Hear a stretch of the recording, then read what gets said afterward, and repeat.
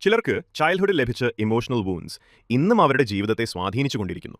അധിക വിമർശനം, നിരന്തര താരതമ്യം, അല്ലെങ്കിൽ ഫീലിംഗ്സ് കേൾക്കാത്ത ഒരു വീട്ടുവാതാവരം. ഇവ് ലേറ്റർ ലൈഫിൽ self confidence, trust, boundaries, stress handling എല്ലാം ബാധിക്കും. ഹീലിംഗ് ആരംഭിക്കാൻ സഹായിക്കുന്ന പ്രധാന ഘട്ടങ്ങൾ: 1. മുറിവ് തിരിച്ചറിയുക. എനിക്ക് എന്തുകൊണ്ട് ഓവർ റിയാക്ട് ചെയ്യുന്നു? എന്തുകൊണ്ട് ചെറിയ ക്രിറ്റിസിസം പോലും വേദനിപ്പിക്കുന്നു? ഇവ ചോദിച്ച് ചൈൽഡ്ഹുഡ് പാറ്റേൺസ് മനസ്സിലാക്കുക. 2. നിങ്ങളുടെ ഫീലിംഗ്സ് വാലിഡ് ആണെന്ന് അംഗീകരിക്കുക. പെയിൻ ഉണ്ടായത് ഒരു ഫാക്റ്റാണ്.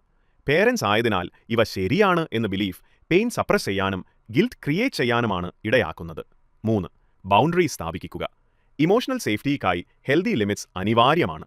Harsh criticism, guilt based conversations, over involvement എന്നിവയോട് ക്ലിയർ ബൗണ്ടറീസ് പ്രാക്ടീസ് ചെയ്യുക. 4.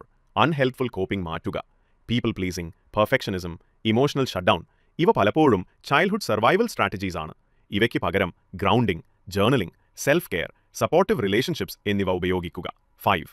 ഇന്നർ ചൈൽഡിനെ സപ്പോർട്ട് ചെയ്യുക. ചൈൽഡ്ഹുഡിൽ കിട്ടാതിരുന്നത് വാംത്, റെസ്പെക്ട്, സേഫ് കമ്മ്യൂണിക്കേഷൻ ഇന്ന് self compassion, positive self talk, small healthy routines വഴി നമുക്ക് നൽകാം. 6. ആവശ്യമെങ്കിൽ പ്രൊഫഷണൽ ഹെൽപ്പ് തേടുക. തെറപ്പി ദീസ് പാറ്റേൺസ് തിരിച്ചറിയാനും ഹെൽത്തിയർ ഐഡന്റിറ്റി റീബിൽഡ് ചെയ്യാനും സഹായിക്കുന്നു. ഹീലിംഗ് സ്ലോ ആണ്, പക്ഷേ സ്ഥിരം പുരോഗതിയാണ് പ്രധാനപ്പെട്ടത്. നിങ്ങളുടെ പാസ്റ്റ് എക്സ്പ്ലെയിൻ ചെയ്യുമെങ്കിലും അത് നിങ്ങളുടെ ഫ്യൂച്ചർ ഡിഫൈൻ ചെയ്യേണ്ടതില്ല.